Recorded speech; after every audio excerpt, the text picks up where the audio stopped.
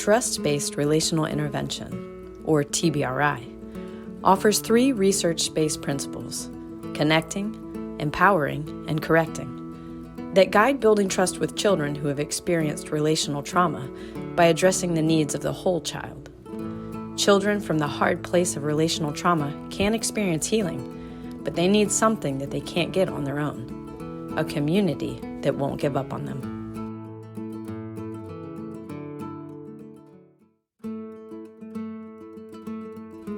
First babies of the new year get a lot of attention in cities across the country.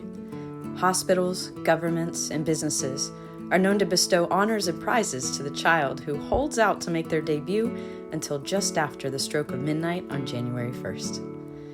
Car seats, strollers, and gift cards are common rewards, and the event usually includes a sweet feature in the local paper.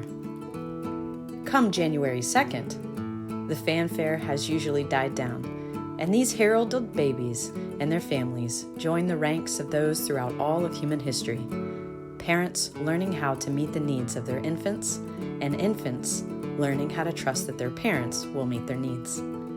Ask any new parent how those first days felt, and they will describe their incredible fear they had never known, the responsibility of keeping a tiny human alive. It's a new dance that goes on in those early years between parents and infants. Sometimes the baby leads with a cry, and the parent comes to figure out what the cry means. Sometimes the parent leads with initiating a routine of eating, sleeping, and playing that works like a charm, leaving the baby cooing and content. But there are always times of missteps and missed cues where parents and babies are both left crying because the dancing together got too hard. Parents don't need to be perfect dance partners.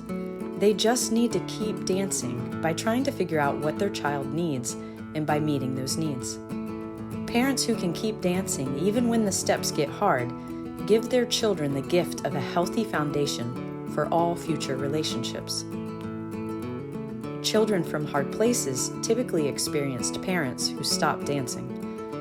There are a myriad of reasons why, but that can't be our focus, because those children still need new dance partners to teach them that their needs matter and that someone will meet those needs. When a child is no longer an infant who cries, but is instead a teen who curses because they need something that they don't know how to get, dancing seems impossible or meaningless. It's difficult to even know where to start, but many of their needs parallel the ones they had every 2 to 3 hours as infants: food and hydration, attention that includes playfulness and safe touch, and rest. Setting up a schedule that prioritizes meeting these needs is a proactive strategy for preventing bad moods and meltdowns for children of any age. Before describing how this could look in your family's daily life, please hear this disclaimer.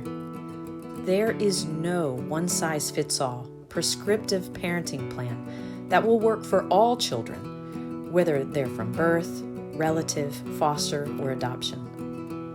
Every child's needs are met with a dance set to different music. What we do know from early child development is that the music they dance to has a similar rhythm. They need regular snacks and water, quality time with playfulness and safe touch, and rest. Here's an example of meeting an older child's needs similarly to how a new parent of an infant would. Kim wakes Jenny, her 7-year-old foster daughter, after at least 9 hours of sleep so that there's plenty of time for Jenny to eat a snack bar and get a jump start on drinking from her water bottle before school. Though Jenny will eat breakfast at school, Kim knows how easily Jenny gets distracted and that she may not finish her breakfast. Kim sits with Jenny at the table and they chat about the day's schedule or dance in their seats to some favorite music. Kim packs another quick, non-messy snack in Jenny's backpack, according to a plan she made with Jenny's teacher to eat it a couple hours after lunch. Second graders eat lunch before 11 a.m., and 4 hours is too long to expect Jenny's blood sugar to stay regulated. When Jenny gets in the van at Carline after school, Kim has another snack and an extra water bottle to offer her.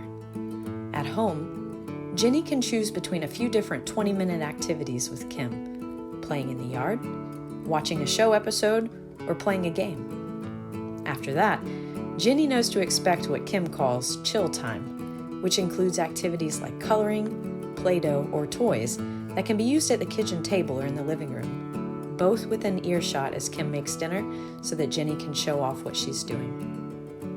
After dinner, Kim gets ready for bed alongside Ginny to offer help and reminders as needed.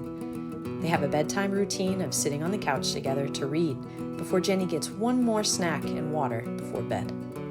Throughout the day, Kim initiates fist bumps and side hugs because Ginny had told her that those feel safe. Kim gives one last hug before saying goodnight.